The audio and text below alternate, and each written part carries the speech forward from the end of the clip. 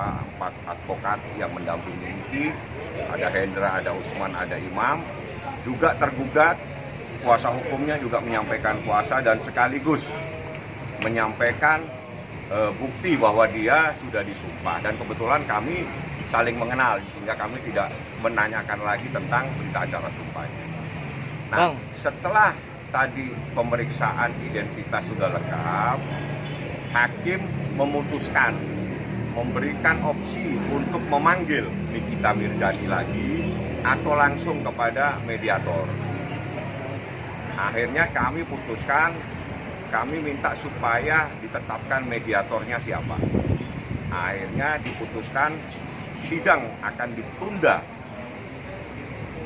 Untuk proses mediasi adalah 1 bulan.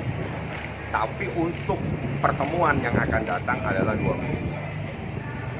Bang, Tanggal 17 Januari ya, Bang? 17 Januari kita minta untuk dipertemukan.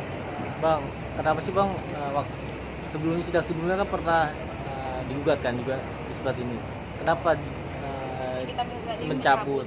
Terus akhirnya Itu mencabut karena ada permintaan seseorang, katanya ingin berubah dan sebagainya, ternyata tidak.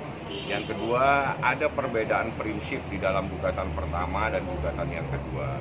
Gugatan yang pertama itu tidak ada kaitannya dengan anak yang ada dalam kandungan, bayi yang ada dalam kandungan. Tidak ada kaitannya dengan biaya pemeliharaan anak yang akan lahir. Nah, itu perbedaannya. Kalau gugatan yang saat ini adalah isbat nikah dan cerai sekaligus,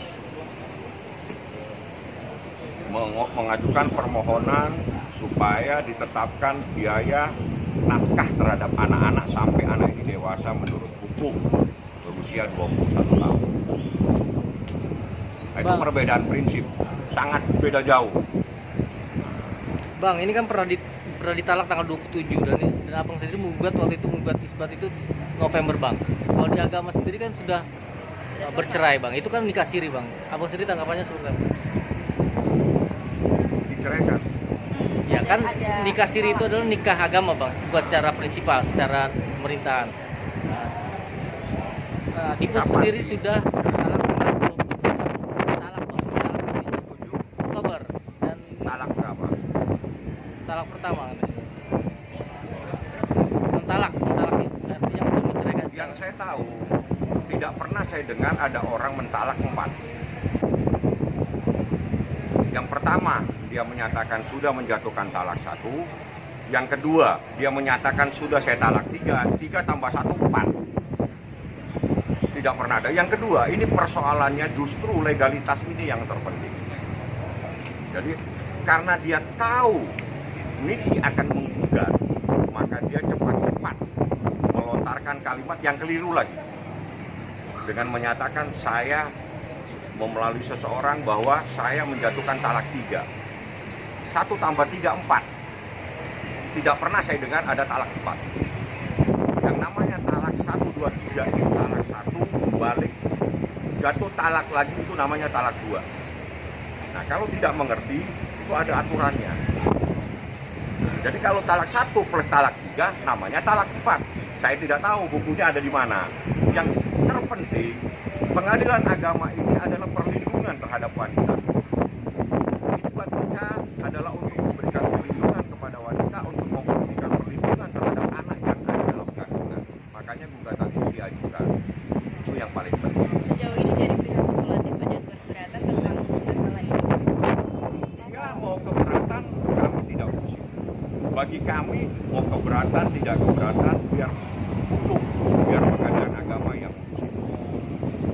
Tidak penting buat orang yang saya gugat mau keberatan, mau menerima, karena begitu saya masukkan ke pengadilan itu menjadi kewenangan pengadilan untuk memutuskan.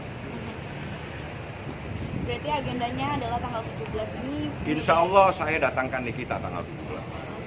Dari pihak Iponya mengharuskan Ipo datang. Dia mau datang silakan, tidak datang pun silakan. Karena Niki tertutup pintunya, bukan 1 pintu, 7 pintu sudah ditutup untuk kembali. Artinya Sudah tidak ada lagi. Bang, tapi ada nggak sih kayak pesan-pesan dari Nikita Mirzani untuk hari ini nih, Bang? nggak bisa. Dia hanya bilang sampaikan salam kepada teman-teman wartawan, kepada media. Kalau saya sehat, saya datang. Kalau saya tidak sehat, abang dipanggil, abang masuk aja. Berarti saya tidak mungkin bisa dalam keadaan agak sedikit morning sick, saya datang. Gitu. Saya bilang, Nik jangan paksa. Tapi sidang yang akan datang, Nik saya minta kamu hadir. Makanya mungkin saya minta agak siang supaya supaya morning sicknya hilang. Gitu. Karena ini kan pagi nih sidangnya. Mungkin saya minta agak siangan nanti supaya enak sidangnya. Bang, mungkin Nikita Mirzani pernah cerita bang, mungkin dia ada komunikasi lagi dengan ibu mungkin. Wah, saya nggak nanya ya. Kalau itu urusan pribadi wajib ya. Jadi gini, perceraian itu tidak boleh memutus silaturahmi. Perceraian tidak boleh memutus hubungan yang akan datang. Misalnya kalau ada anak, tidak boleh memutus hubungan anak sama ayahnya, begitu sebaliknya.